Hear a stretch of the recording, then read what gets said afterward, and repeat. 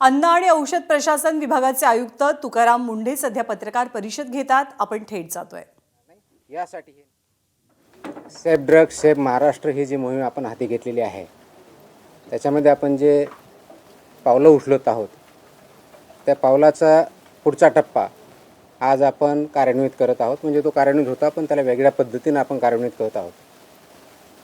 गेल्या 8-10 दिवसापूर्वी आपण HRE ऑर्डर काढली, हॉटेल्स रेस्टॉरंट्स इटरीच्या बाबतीतली ऑर्डर काढली आणि त्याबद्दलचं इम्प्लिमेंटेशन अक्रॉस महाराष्ट्र चालू आहे. त्याच्यावरती कारवाई होते आहे. आता त्याच्या पुढचं आपल्या अन्नामध्ये सर्वात महत्त्वाचा जो घटक असतो तो असतो दूध, मिल्क अँड मिल्क प्रॉडक्ट्स. त्या बाबतीत मी स्टार्टिंगला आल्यानंतर महाराष्ट्रातले जे दूध उत्पादक आहेत, मिल्क प्रॉडक्टवाले जे आहेत, ते प्रोड्युसर्स आहेत, यांची एक मीटिंग याच ठिकाणी घेतली होती आणि त्याच्यामध्ये आपली परिस्थिती काय आहे हे त्यांच्या निदर्शनास आणून दिलं होतं. कोणते रेग्युलेशन्स, रूल्स, स्टँडर्ड्स त्यांनी पाळायचे, कशा पद्धतीनं पाळायचे याबद्दलही त्यांना प्रेझेंटेशन करून जवळजवळ 1 तास त्याच्यामध्ये चर्चा करून त्यांना मार्गदर्शन केलं होतं. त्यानंतर बऱ्याच अंशी काही ज्या मोठ्या इस्टॅब्लिशमेंट्स आहेत त्यांनी त्यांच्या स्तरावर त्यांच्या कर्मचाऱ्यांचं प्रशिक्षण घेणं, त्यांचे जे व्हेंडर्स आहेत त्यांचं प्रशिक्षण घेणं यांचंही काम चालू केलेलं आहे. ही चांगली गोष्ट आहे. परंतु फक्त तेवढ्यापुरतं जाऊन आपल्याला थांबता येणार नाही.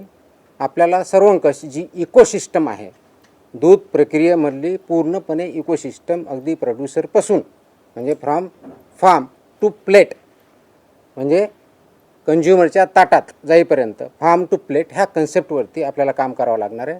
आणि त्या साखळीमधले सर्वजण जे आहेत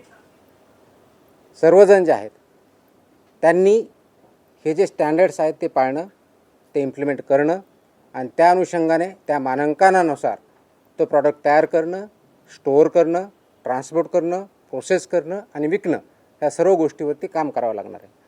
त्या अनुषंगाने आज आपण दुधातील भेसळ, कृत्रिम दूध आणि गंभीर अन्न सुरक्षा उल्लंघन जे आहेत दुधाच्या बाबतीत त्याच्याबद्दलच्या कॉम्प्रहेन्सिव्ह कंप्लायन्स ऑर्डर इश्यू केलेल्या आहेत. जसं हॉटेल रेस्टॉरंट इटरीच्या बाबतीत केल्या होत्या तसं मिल्क आणि मिल्क प्रॉडक्ट्स याच्या बाबतीतले जे स्टँडर्ड्स आहेत, जे रेग्युलेशन्स आहेत, ते रेग्युलेशन्स सर्व साखळीमधले दूध उत्पादकापासून कंझ्युमरपर्यंत, फार्मपासून प्लेटपर्यंत हा जो कन्सेप्ट आहे इकोसिस्टमचा, त्या सर्व स्टेक होल्डर्समध्ये या पद्धतीने कॉम्प्रहेन्सिव्ह गाईडलाईन्स ज्या आहेत त्या आपण इश्यू केलेल्या आहेत. त्या कंप्लायन्स गाईडलाईन आहेत. त्या कुणाला बंदी घालण्यासाठी नाही आहे तर त्या कंप्लाय करण्यासाठी आहेत. त्या करण्यासाठी आपण हे आजचे आदेश जे आहेत ते आपण इम्प्लिमेंट केलेले आहेत. हे आदेश इश्यू करण्यापाठीमागं जे आपल्याला सांगितलं त्याप्रमाणे दूध उत्पादकांना म्हणजे अगदी कलेक्शन सेंटरपासून, बल्क मिल्क कूलरपासून ते कोल्ड चेन मेंटेनपर्यंत ते प्रोसेसरपर्यंत, पॅकर्सपासून ट्रान्सपोर्टरपासून सेलर्सपर्यंत यांना कोणते मानकाला नियम लागू आहेत. तर पहिला आता आहे ऑफकोर्स आपले जे रजिस्ट्रेशन किंवा लायसन्सिंगचे ते रूल 2011चे लागू आहेत. त्याचबरोबर अन्न उत्पादन मानके व अन्न संयोजके ज्याला म्हणतो तो पण स्टँडर्ड्स आणि रूल्स लागू आहेत. त्याचबरोबर दूषके, विषय व अवशेष हे जे आहेत 2011चे ते पण स्टँडर्ड्स लागू आहेत. विक्रीवरील प्रतिबंध व निर्बंध जे आहेत प्रोहिबिटेड आयटम्सच्या बाबतीत ते रेग्युलेशन्स ते पण लागू आहेत. लेबलिंग आणि प्रदर्शन हे जे आहेत हे पण लागू आहेत.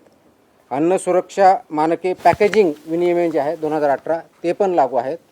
त्याचबरोबर अन्नाचे सदृढीकरण ज्याला फॉर्टिफिकेशन जे म्हणतो हे पण रूल याच्यामध्ये लागू 2018चे. आणि जाहिरात आणि दावे हे पण रूल्स अँड रेग्युलेशन लागू आहेत. म्हणजे 8 प्रकारचे रेग्युलेशन्स फसाई ॲक्ट 2006च्या अंतर्गत जे आहेत आणि 2011चे रूल्स प्लस हे 8 प्रकारचे मिनिमम रेग्युलेशन्स हे प्रत्येक जणाला लागू आहेत. याचं पालन होणं अपेक्षित आहे. आता हे पालन